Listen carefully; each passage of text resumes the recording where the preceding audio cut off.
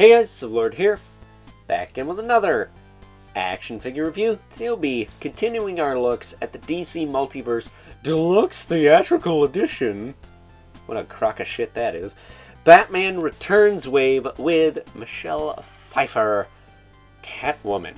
This of course brought to us by the fine folks over at McFarlane Toys, despite the fact that they seem to be the polar opposite of the company they were back during the height of the pandemic.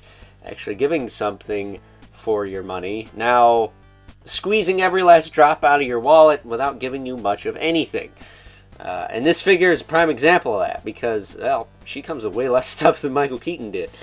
So why don't we cut right to the chase and get into the meat and taters of this review and take a look-see at what she has to offer in terms of accessories, starting off with the collectible trading card. I'm glad they never ditched these, I mean really. We got a bio on the back, that's fun. Whatever, cool. It's paper, essentially. That said, we do get a taser, and if you have Max Shrek, or Shrek, whatever his name is, Christopher Walken, this will come in handy. If you don't, like me, it's completely useless. So, putting that aside, she does, however, come with her whip, which in true McFarlane fashion has a handle way too big for her hand, and gets bent when you put it in the hand. Look at that. Deluxe Theatrical Edition, people. But moving on from that, she does have the hockey puck display stand racing with all McFarlane Toys releases, and one claw hand. That sucks. Would have been nice to get a second one, so she could have two claws, but I mean, I guess you could kind of use this. Look at how long those nails are. Holy shit. Her suit needs a pedicure. Or a manicure, whatever. That said, is she supposed to have this weird corset thing? Because it looks stupid. I thought she just had a skin-tight bodysuit. I didn't know there was this added piece here. And like I said, it just looks out of it. It looks like an afterthought. It doesn't look like it blends into the suit. And you can't take it off because then you'll just have a thin piece underneath. But I'm curious, for those of you who know this movie and aren't legally blind, is she supposed to have this? Because I mean, I would watch the movie and see for myself, but I wouldn't be able to see it because A, it's black, and B, that movie's dark. So, yeah. That said, her head sculpt is fine. That definitely looks like Michelle Pfeiffer to me. Maybe if you squint a little bit. And I do like the claws, even though they are sharp as hell. What I don't like are these legs. She is a pain in the nuts to stand. Like standing there like this, that's not happening. Because once again, we have a case of the ankles don't sync with the legs straightened out. And unless these aren't sculpted, these actually feel like stray ball pegs. They might be round enough to where you could get away with this trick. Let me try something here. Let me show you guys something I used to do back when these things just had straight balls for ankles, and should probably go back to that. Do this. Do this. You rotate this around. And now she stands up just fine. So, there you go. If you don't do that, you'll have to bend her knees. And that looks dumb. So, do that with the ankles. I mean, it is the ankle. You might not even notice.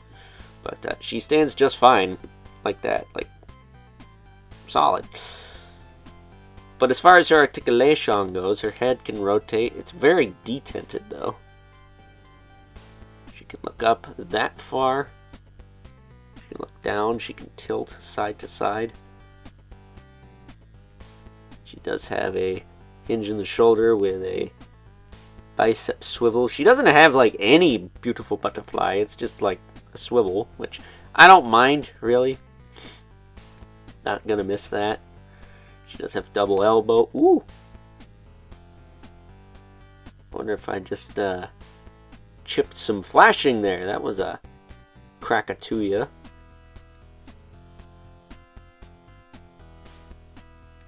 Huh. Interesting. That was a loud snap, but I don't think anything is destroyed, so cool. She does have a ball hinge wrist, which these just feel like they could have popped out. Come on, man. She does have a waist twist, pretty much. That's all you're going to get out of that. With pretty decent back and forth.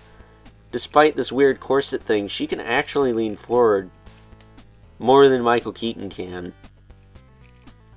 I mean, it's Catwoman, you want that, but don't usually see that from McFarlane, even when there is no excuse.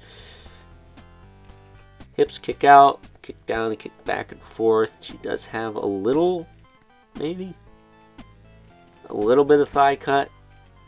Like Michael Keaton is barely anything, so I just would disregard it altogether. She does have a double jointed knee. Tight on the top joint, a little loose on the bottom. She does have ball hinge ankles. Like I said, if you flip them around, she could stand up. They are tight both ways, so that's good. She's got a rocker. She's got a toe hinge, which is thankfully not loose, but it's not necessary either. But, yeah, I'm going to say she's probably my second, despite the fact that she is extremely lacking in accessories. Michael Keaton, I already had a good Michael Keaton.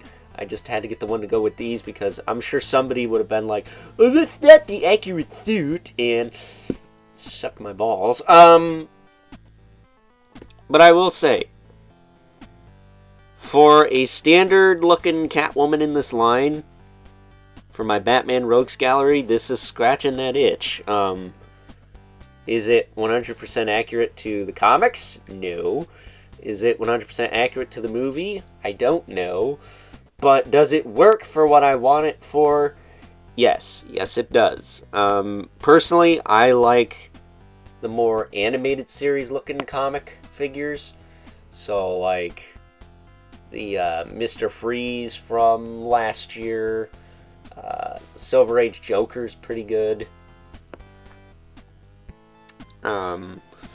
The Danny DeVito Penguin from this wave is perfect for that, since that's what the original animated series Penguin was based off. So, you know, it's called DC Multiverse for a reason. It's all these different looks across the quote-unquote multiverse coming together in unison for one specific thing.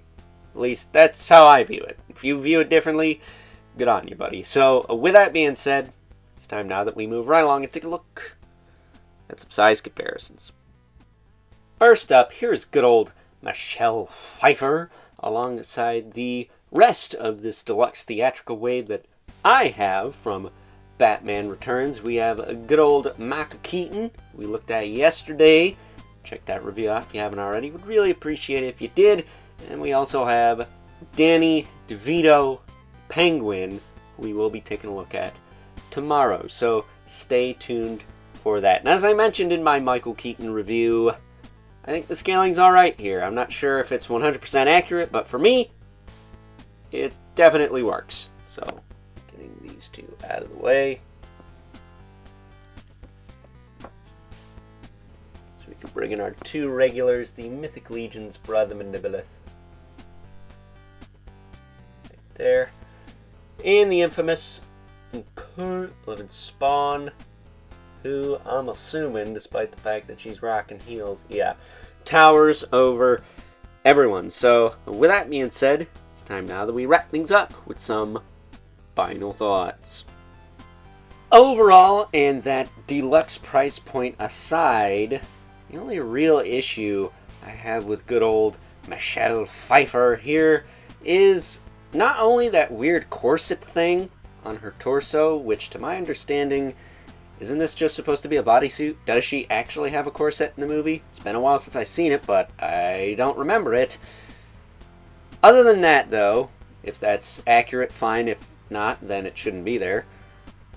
And my only major gripe with this figure is the lack of an extra claw hand, so she can have two claw hands. The whip is fine. The taser is fine, especially if you get the Platinum Max Shrek, but she should have two claw hands. At the very least. I mean, you are advertising this as a deluxe release. Why not go all out? I mean, you already sculpted one hand. flip it in ZBrush and make another. It's not that hard. So, with that being said, hope you guys enjoyed this review. Until next time, I'll catch you guys later.